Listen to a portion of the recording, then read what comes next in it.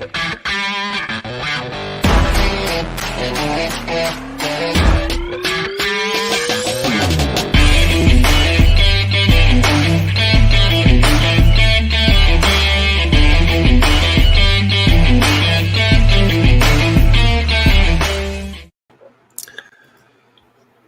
happening? Hey, that intro makes me feel like I want to, like Holly, all these videos, right? Yeah. So, Let's get it. yeah. Welcome, everybody. Another episode of Coffee and Coaching. I got the OG, Mr. Walter Bressler, in the house. Just because I have white appreciate you coming in. I know you don't have any coffee with you, but no, we're going with a good old H2O, sir. You got H2O? I got the coffee. Yeah, just because I have white in my beard does not necessarily make me the OG, but I guess, I guess if you got to run with it, knowing that you got to do it, right? Well, you are definitely the OG, and when you're the OG when you're building your team and you're the guy that's coaching us, right? Yeah, and for most that don't know, Wally was our coach. He coached our team. He coached Michael's team while Michael was still at KW. I mean, we were still at Coldwell Banker. Maybe we had gone independent maybe at that time. I don't think so. Not yet? No, 06. I don't think you had gone independent in 06. We went independent in 10. So you were still cranking away for us. Yep. And when Jay and Mike got the coaching company going, you were the coach. 2008. Yep. Yeah. It's awesome. Good morning, Mr. Steve Freeman. Hey, Esteban. Bienvenidos. Cool. So what are we going to chat about today? I think we should talk about, just because it's timely, is, planning for next year, and not just year-end planning, for the next year, but also planning, always taking into consideration what you think is going to happen in the market in the future. I think, it's one thing to put a plan together and say, okay, this is what I'm going to do. But it's another thing to put a plan together and say, okay, what's going to happen next year? And what am I getting, what obstacles am I going to have to overcome in order to make sure that I reach my goal next year? Yeah, that's a great point. What are your, I had this question asked yesterday of, what do you, none of us have a crystal ball, but it was like, what do you anticipate? What are you thinking for next year? And it's like, it was like, I don't want to retreat. And I was like, no, you need to be all in, right? 100% offense. I think we've played enough defense earlier this year, and it's go time. What are your thoughts? Well, if you go back to 2007, and I like, Statistia, I think it's Statista, Statistia. Yeah. We've used that before, but basically, if you go to that page and look up annual number of homes sold, historical annual homes sold in the U.S., it'll give you the total number of homes sold in each year, and so 2006, there was over 7 million homes sold, and literally 2007, wham, all the way down to 4.1, right? So this, and then so we went down, 4.1 was the lowest. We stayed in the fours for a couple of years, and then bounced up a little over 5, back down to 4.9. And then I think since 14, we've done somewhere between 5.75 and 6 million homes a year for the last 6 years. Something like that, 14, 15, 16, 17, 18, 19. And then this year, they're expecting about 4.8 million homes sold. So we're not going to be quite as crazy as 4.1, but it's still lower, 1.2 million home. And we're kind of in the same situation we were back then, which is, it was like, we think we finished before the end of 2006, we were at like 1.3 million real estate agents, and right now we're at, or realtors. So right now we're at 1.39 million realtors, or just under around one before. So it's kind of eerily similar as far as the metrics are concerned, And basically by the end of I want to say 2010, we were just under 1 million real estate agents, and now we're back up. So we're kind of in a similar situation as far as the number of realtors in the market and the number of homes that have sold. So. And part of the fact that we're at 4.8 million isn't necessarily a result of the pandemic. It's just that there's, the inventory has been brutal. You know what I'm saying? Brutal. Some doing part of the pandemic, some not. The reason things were so incredible when we came out of the Great Recession is because, there was a lot of people that were waiting to sell their home who wanted to get out of Dodge, and then, you had all this new construction that started to explode. People bought a bunch of land. They probably bought it on the cheap because another builder, couldn't do it. And so things started to take off. So, well, remember, that's what we did, right? In Lawton. Yeah, we did. Jay bought himself that nice old watch on that big development he sold. Remember that? Uh-huh. Right. That was his gift to himself. What did you guys make? What did he sell it for? Was it 25 mil? God, I can't believe I don't remember all the numbers right now, but it was a lot of money. It ended up being 81 lots. I remember that. We originally had it done about 63. Mm-hmm. We sold it to Home Creations, and they came in and they redid and shrunk down the lot sizes. Mm-hmm. Was that Willie? So Home Creations, Willie? Willard was not Home Creations. No. Yeah, okay. No, that was a whole different crew. Yeah, Willard, what was cool, during that time, that was the first time that some, a large builder instead of a local builder came into the market, and mm-hmm. We were cranking away with them, so it was cool, right? It was, we mm-hmm. were responsible for bringing them in, and could have also been responsible to the demise of some local home builders, because it's just like you said, they came in, they started overbuilding. And, then obviously everything happened, shortly thereafter in 8, 9, and 10. Right. And, it's, just now, right. This year, Lawton is even experiencing it. This is the lowest amount of inventory that they've ever had ever. Mm-hmm. That everywhere. Yeah. So mm-hmm. that is everywhere. So definitely taking that into consideration, understanding kind of, it's that external, what's going on around you, to be able to take into your plan. I will say, one of the things with planning that I can't emphasize enough, and I know you beat this drum as well, is that you got to take it serious. It's not well, I've planned before and that shit doesn't work. And so, I gotta, why make a plan? Right. And I think that's just the wrong approach. And I think you have to look at it as, I don't have to do this. I want to do this. I want to put together a plan. I want to accomplish, I want to continue to grow. I want to accomplish more. So, what do you say to folks that kind of buck this process? They kind of resist it. Well, I think part of the reason, it's the same reason people buck time blocking, time management, and I think anytime you put a plan together or put the time block schedule is nothing more than just a plan itself, right? Just it's for your time. Mm-hmm. And so it's kind of like going to the gym or creating a new habit. There's two sides to it. One thing is putting the plan together. The other one is committing to doing what's part of your plan. Just like time blocking, it's an exercise. It's a process. It's not an event. You got to get better at it. It's going to take a while for you to get to the point where you're, militantly obedient to your calendar. You know what I'm saying? Where you will not let anything violate the time that's in your calendar. It takes a while to learn how to do that. And so and it's a mindset, I think John Cheplack put it best. He said, time, it's not time blocking, it's priorities blocking. It's not time management, it's priorities management.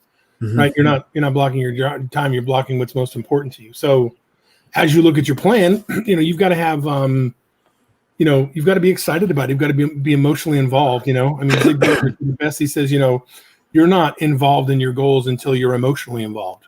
And then, right. I love, people that talk about time and cynics start with why. I think everybody should read that in conjunction with Daniel Pink's Drive. Right. Because cynic tells you how to get to your why, the what, the how, and then the why.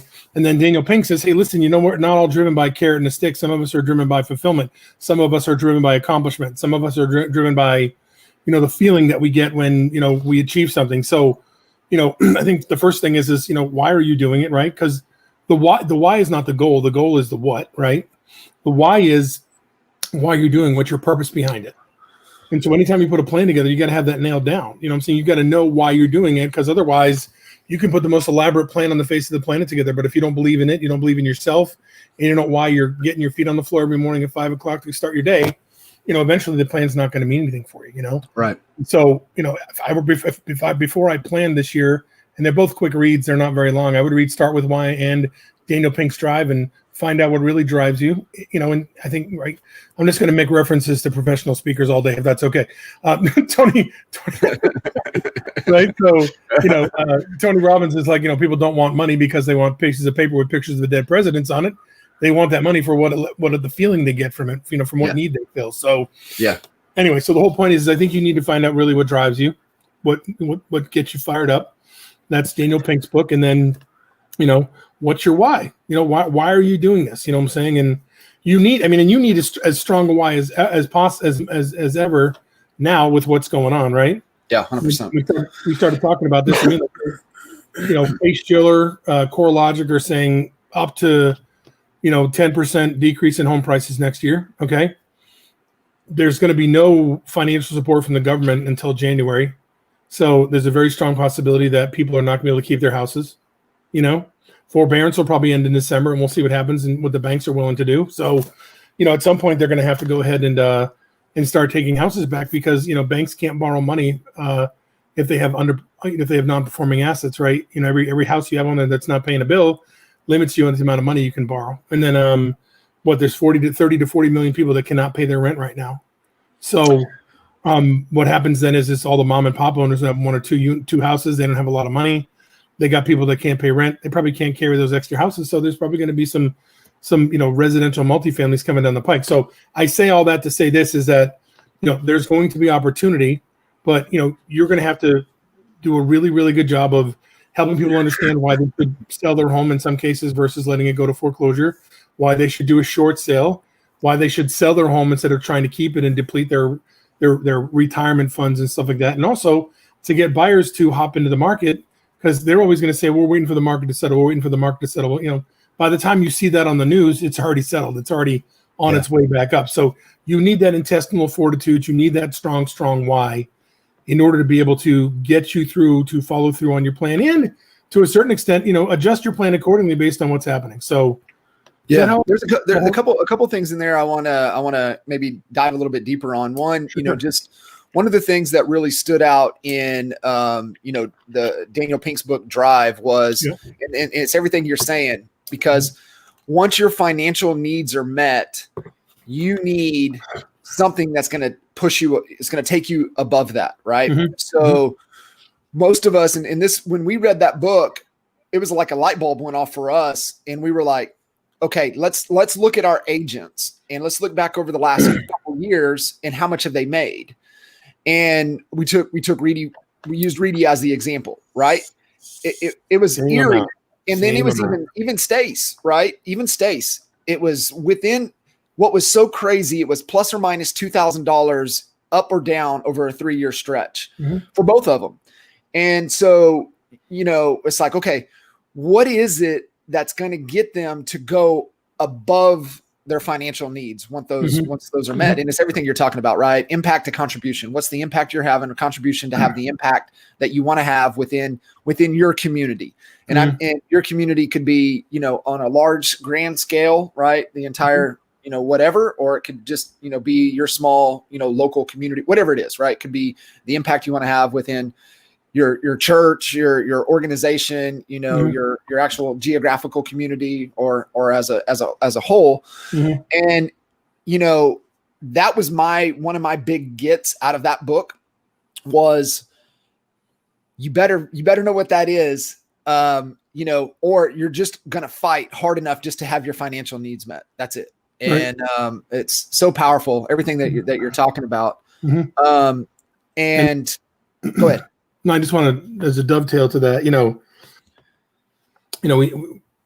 people don't make what they want; they make what they need, right?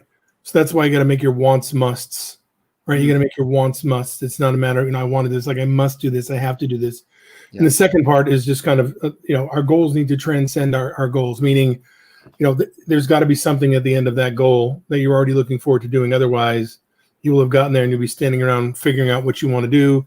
You lose momentum. It's a really a momentum killer. So that's why we do reverse engineering, because we know as we start at 10 years and work our way back, as soon as this happens, this is what's coming next, and this is what's coming next. And we've already got that figured out so we don't lose momentum. That's not to say things aren't going to change and you don't need to be flexible. It's just, you got to have something to look forward to at the end of each goal session, goal period, whatever it is, so that you can keep that momentum, so you can get excited, so you can continue to be fired up because you're going towards this even bigger, longer goal down the road, you know? So, yeah. Mm-hmm. It's, obviously taking inventory of current reality, and then also, what's the destination? And then from there, this is exactly what we're, talking about. What's the plan to get there, and keeping it as simple as possible. I think we've fallen victim to overcomplicating things on a level that most people can't even comprehend of how Chinese algebra, so yeah. So let me ask you a question. Like, well, how did you, because, Vern Harnish is, we're big fans of Vern and stuff like that. And, at one point we were doing, like, remember that it's a 1-page plan. Remember that we used to do the ginormous, like, Vern Harnish plan and stuff like that. Yeah. Do you agree at some point, like, you can put together too elaborate, too specific of a plan where it's virtually impossible for you to follow? You know what I'm saying? Where it's, like it's just so elaborate and so specific and so many details that you get, and I think we know a person like this, that you get caught in the details. You get caught up in the details and you're not moving forward. You know what I'm saying? Yeah, I think that is true. Yes, I agree with you. I think where you get in trouble is when you try to take on more than you can chew, right? It's not dying of starvation. It's you choke up on, too much, trying to do too much. And we've always learned the hard way, right? And I always knew when we had 3 priorities or more, we were going to fail. It's the one that I would get excited about. And because I knew if we just had one and we had everybody's, focus on that one thing, that we were going to get it done. And, sometimes you could have an easy second, but no matter what, you had that one big project.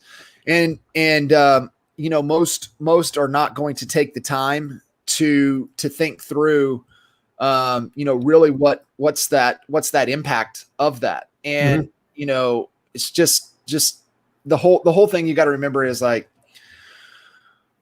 what is the purpose of this, right? What is it that we're really wanting to accomplish, and what is our motivation to make it happen, right? So what is it? What is the importance of this thing, right? What is the difference that this is going to make in our organization, right? What's the difference? What impact will it have on us? And what's the ideal outcome, right? We are successful if, right? Answering that question, we are successful if. What is the ideal outcome? What does this really look like? And then define success, right? This is the best result. This is the ideal outcome. Paint the picture. What does this look like when it's done? What's the best result and what's the worst result? And if you go through that, kind of filter, then you're going to have such a greater comprehension of clarity and understand what it's going to take to make, to move the organization forward. And you mentioned the simple plan. I think that's a great one until you get, a couple of key leaders within the organization. Then I think you can graduate up either to Vern's, Mastering the Rockefeller Habits 1-page plan, or, the one that we've really adopted over the last 3 years is the VTO process with Traction with Gino Wickman. And I really like it. I honestly, I like it better than Vern's. And the reason I like it better than Vern's is because it's not as complicated as Vern's. Vern's is pretty complicated. Yeah, it's very, very, it's like there's a lot of cerebral gymnastics, if you will. Yeah. A lot of mental gymnastics to get through it. So yeah, that makes complete sense. Yeah. And I think, for us and certain sizes, now you get maybe, I don't know, maybe there's a revenue threshold. There's a head count within your organization that it makes sense to go, maybe back to the 1 page with Vern's. I don't know. We've never been that size. I just know, under, the revenue and the structure, the VTO is definitely my favorite. Okay. So, as we're talking about, a lot of what we're talking about is kind of the mental and emotional aspect of it. You know what I'm saying? Like the cerebral aspect of it. And I think it's important. And can I put a link here? Am I able to put a link in?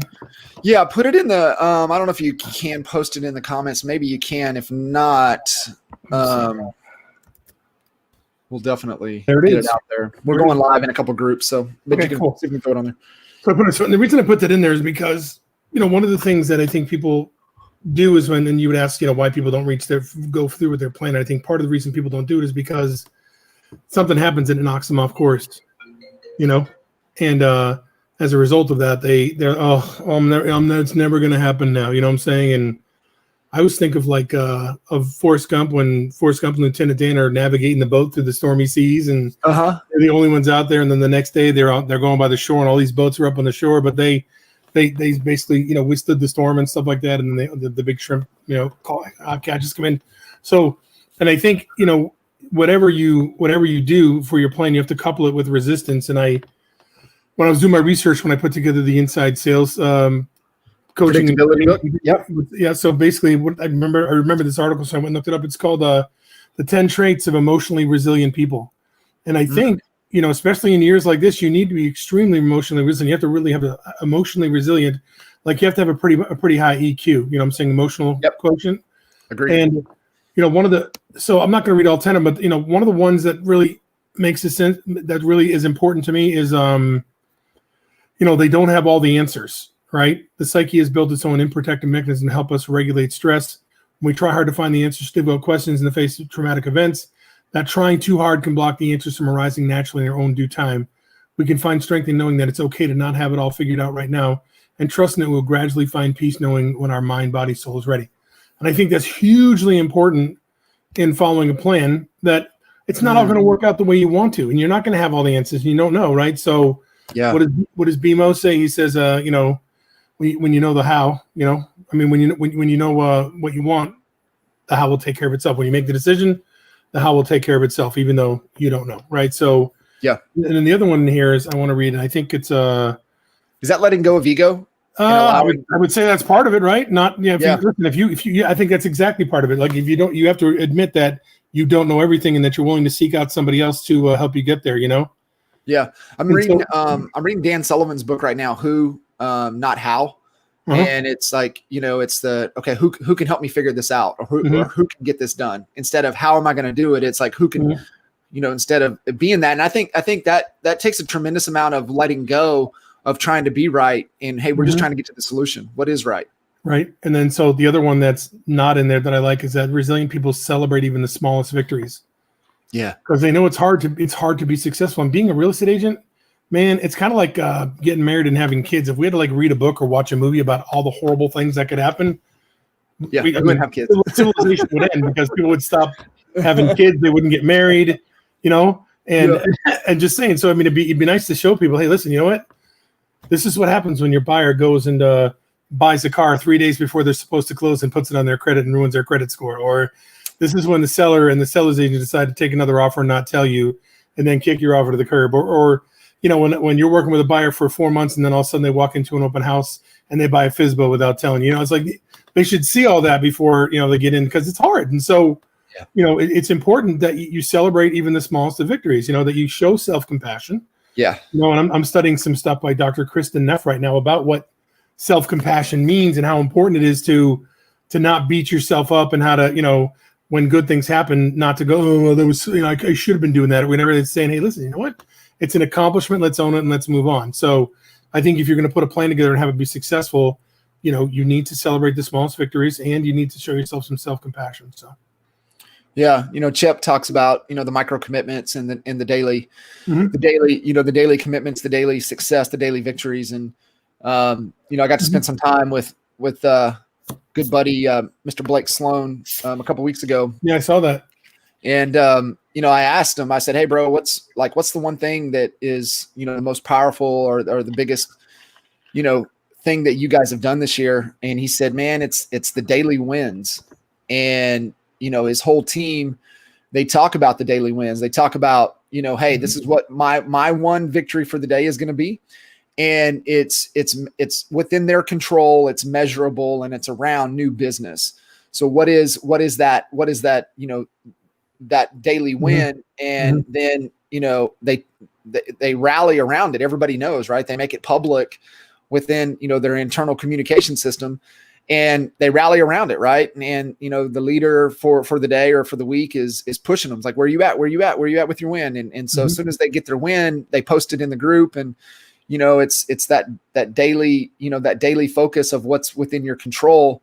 Measuring results, but really focused on, the front end with what's in your control. And especially in this business, man, it's such, from a financial standpoint, it's such a delayed gratification business that you've got to find, the daily wins that will meet that gratification, and, really, really commit to it. Yeah. The real estate business is pretty much counterintuitive to our who we are as a society, right? We need instant gratification as a society. We want answers now. We get answers and information and everything at our fingertips. You know what I'm saying? Yep. I'm hungry. I can go online, and in 2 minutes I can order something. It'll be at my house in a half hour. You know what I'm saying? So real estate is completely counterintuitive. It is not instant gratification. Right. And that's why so few people don't make it, because they get in, they think they're going to make a truckload of money. Then they realize it's way harder than they thought it was. And they realize that they're not willing or able. Now, everybody's able, but they're not willing to do what it takes to be successful. And they either run out of money, time, or enthusiasm for it. You know what I'm saying, or energy for it, and then they're gone. 87% in 2 years gone. Bye-bye. Mm-hmm. So yeah. And is that? Do you think that's part of why people resist? Putting the game plan together, putting the plan together. Is that it's fear of success or fear of failure? One of those two. Yeah. Fear of success or fear of failure. I mean, some people argue the fear of success is even scarier than the fear of failure, because we've experienced more failure in our life than we had success. It's just the natural way. It's the natural ebb and flow of life, right? I mean, because, and let's just, it's not failure, right? Technically it's learning, right? Our good buddy, what's his name there? The Strangest Secret, Earl Nightingale, right? Right. Yeah. Success is the continuous progression towards a worthy ideal, which loosely translated is you only fail when you give up, so, but that's the whole thing though. It is failure if you leave the industry, if you quit and just give up. Yeah. And I think, even though we're probably more used to failure and it's easier for us to give up thinking we're going to stop and fail is better. I think people are probably more afraid of success because they probably haven't experienced it as much of their life or to the extent that they might as if they were successful in selling houses, Yeah. Do you think it's important, to kind of reach back into, the Goggins cookie jar, but on the success side of things of, I've had success in this area of my life, so there's no reason why I can't have success in this area of my life as well. Just modeling, right? I mean, I think Tony Robbins calls those references, right? You have references you can take where you succeeded in one aspect of your life and you can apply it to another aspect of your life, because the formula is pretty much the same, right? Yeah. For you, whatever your formula is, I mean, you can apply it to any area of your life. You just have to be willing to do it, Easier said than done. It is. And I think you said something really, it's about finding, those before you that have had the success and just model what they did, right? There's no reason to reinvent the wheel. What, success leaves clues, just, find that model, and also, get somebody, that can kind of be a mentor to you. And they can be a mentor from afar. Mm-hmm. I think we should start a coaching company that does that. What's that? I think we should start a coaching company that does that. Yeah, I think we should. That teaches people how to do that. Yeah. Yeah. So you have that, right? You have the model, you've got the mentors, and then, what's the people that you're surrounding yourself with, the masterminding with, to be able to, help you, identify those constraints and those roadblocks and those potential 2x4s that could be coming your way. Mm-hmm. So based upon the plan you're using now, can you kind of give us the skeleton of your annual planning process? Because you've been through 4-day annual planning processes. You've been through 1 hour, you know what I'm saying? I mean, you helped Jay with guiding his business to over 500 transactions, and you were instrumental in getting the coaching company to, a significant amount of revenue each year. And, there was a ridiculous amount of planning that went to it. And, can you just kind of give us a skeleton for what annual planning would look like, for an agent, or, either whether a solo agent or an agent with a team, I mean, there's additional layers when you have employees and stuff like that, but at the end of the day, I think the process is the same as it starts and works to the end. Yeah. So, the agenda that we've kind of adopted and have followed for quite some time is, one, getting a grip, getting your head around, like we said, current reality, right? What's the situation? So, you've got to know the market and really be true, honest to be a true expert advisor within your marketplace. You got to know the market statistics. We've always talked, the resources and the reference out there, but as an agent, man, you should be living in the MLS, right? You should be living in there. You should be seeing what's going on. Obviously subscribing to Keeping Current Matters on a larger scale. We use, real market reports to stay informed and also, leverage in what we're doing. You got to know competition, right? What's the competition? What are they doing? Where are they at? And then the self-assessment within your people, right? Your team, the people around you, and assess them. We like to assess on core values and then on, are they getting the results? Are they getting the job done that we've defined as success? Or maybe we haven't defined success for them. And that could be, something that we need to, pay a little more attention to. We always look at, our outsource team. It's not just internal, but you have the entire team, right? Your contractors, your lenders, who's doing the photos, home inspectors, just really your entire entire team, internal and external, really to evaluate. And then obviously, financial position. That's the key, because we have to make decisions a little bit different based upon cash flow and current, financial situation. I mean, if cash is good, we can be a little more strategic. When cash is tight, we just got to be super tactical. So what roles I should say, obviously it's going to be required over the entire planning process, but especially at the beginning with what you were just talking about with respect to analyzing everything and kind of getting the lay of the land and understanding where you are. What role does honesty and humility play in putting together a good plan, especially at the beginning? Yeah, you got to be vulnerable. You got to be transparent. You got to be open to being wrong. And I think that's where ego comes in.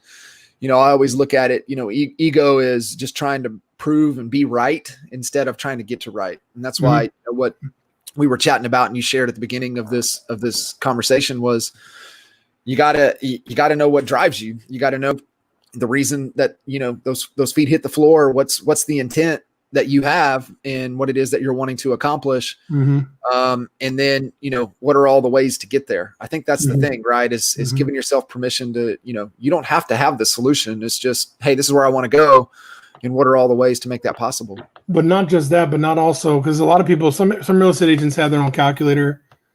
They have their own clock, their own calendar. You know what I'm saying? They kind of let the numbers, the information, the data, and they kind of, I don't want to say feel better about it, but I just don't think they're honest with themselves sometimes about, what the reality of things are. You know what I'm saying? And what it's going to take to get to the next level. Does that make sense? Yeah. What is it? True transformation only exists on the other side of complete and total honesty with yourself and other people. Yeah. I think too, man, a superpower is the ability to ask for help. Whereas, there's a lot of folks that, think it's a sign of weakness to ask for help, but it's a true sign of power to be able to, to not be afraid to ask for help and know that you don't know.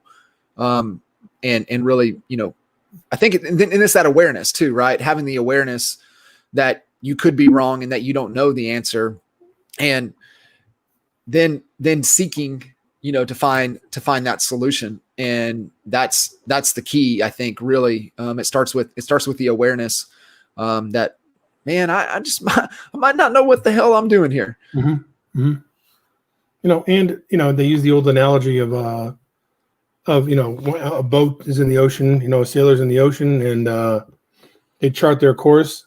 But at the beginning, if they're up by 1 degree, then they'll be up by 2 degrees. And the longer they go, they get further and further and further away than where they're going, just because they charted their course, but they didn't actually take the time to look at where they were going and be very specific about where they wanted to go and how they were going to get there, and what they did know and what they didn't know. So At the beginning, if you're off a little, that's fine, but over time, you're going to be off a whole lot more. Mm-hmm. And so the more honest you are with yourself at the beginning, the more humble you are, the more willing you are to take the steps in the beginning to make sure that you're headed in the right direction, that you're going to do the right things, you'll end up where you want to be. I mean, a lot of people say, oh, I'm a self-made man or I'm a self-made woman. I mean, there's nobody out there that's a self-made anything. We all have gotten help from somebody at one point or another. Everybody. Or we wouldn't have gotten there. You know what I'm saying? I mean, we may have done the bulk of the work and stuff like that, but we may have gone to somebody else for help. We may have enlisted the help of somebody else to do something for us.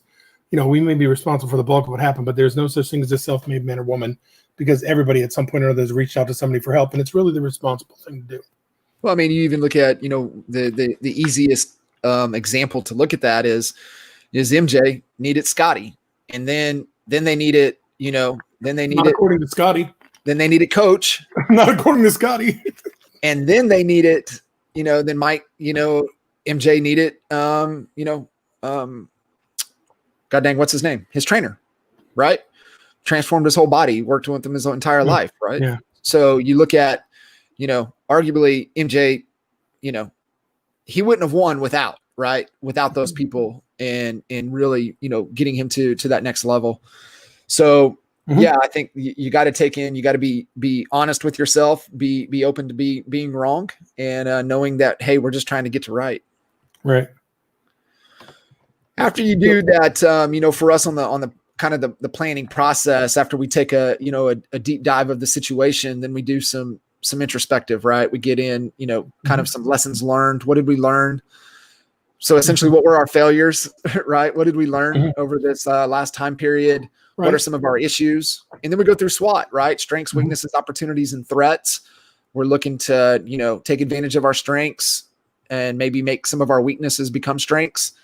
Identify the opportunities that align with our strengths, and then what are the threats, right? What do we need to be aware of? What are the 2x4s out there? And then once we have done that work, we get into the actual plan, whatever plan, right? We've got a straight line strategic plan that we use with a lot of our clients. Some are within an organization, multiple leaders, to move into either Vern's process or the traction process with the VTO. Once we have the plan and the priorities, then it's what's the team have to look like in order to make that possible, right? We get into the who's of that. And, that's really, to sum it up and keep it as simple as possible, that's the process. So just, you want to have that, kind of current situation, current reality, introspective, lessons learned, strengths, weaknesses, opportunities, and threats, go through whatever plan, and then identify what the team has to look like in order for that to be possible. And then you got to believe it's going to happen. It's got to be backed by belief. 100%. And you got to back it with belief and tremendous amount of hard work. Yeah. I mean, absolutely. Look, and here's the thing. The other side of that is being flexible to make changes as necessary. You know what I'm saying? You may have the same goal, but your plan may change, It's like you said, though. I mean, it's the whole, the rowboat, right? The plan is like setting the rudder, but you still gotta row that bad boy, right? You got to put in the effort. So it's a combination. And you got to make adjustments along the way. You're definitely gonna get blown off course. Yeah, for sure. I mean, this year you had to change, right? This year you had to change, or you were dead in the water. I mean, I talk, like you, I talk to real estate agents all day long. You know what I'm saying? And so, there's some people who I talk to are like, I'm just going to shut it down. They were giving themselves like an early spring break. Okay, that's no bueno. That's not good. Those that did not, right? They played a little defense in the beginning, but then they went 100% on the offensive side of things. They've had some of the best years ever, right? Some of the best months of their entire career have happened. July, then October. Some are having fantastic Novembers, right? So it's just kind of, referencing back to the conversation yesterday with the client. And it's like, obviously we don't have the crystal ball. I was like, one, what you're doing, you just need to keep doing more of it and just keep your foot on the gas. Right. I saw Al's, Facebook post from about 6 years ago. It was the 100-0, and it said, the market doesn't slow, only AFAs do. I saw that. And, I saw that. So cool. Cause that's it. I mean, that's been our mantra, That's been our what mantra. an AFA is? I wonder, tell them what an AFA is, because there may be people listening or watching that have no clue what an AFA is. Yeah, an AFA is an average frustrated agent. You can interchange the F with whatever you want it, but it's just an average agent, and that's the guy out there that we looked at the numbers this week, right? What's the projected average transaction per agent this year is going to be what, 3.4? It was 4.1 per deals per year. They're anticipating, based upon the number of home sales, that it's going to be, we said, about 3.4 this year. Imagine that, right? The AFA does 3.4 deals a year. 3.4 deals a year. And their biggest expense is their car. I can't help but keep saying that. When I saw that, it just like blew me away. So, yeah. So I think, and the thing is, we start selling for next year in about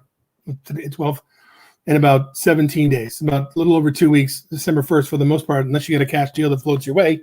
Yeah. It's going to be hard to find a deal in December and have it close in December. So you really have to have it dialed in early December and start working towards that early December. You know what I'm saying? I mean, yeah.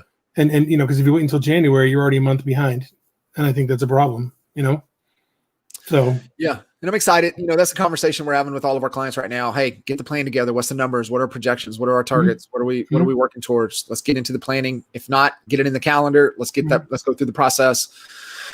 And, really, really get clear on what we're going to commit to. I think that's the biggest thing, right? What is it that we're going to commit to?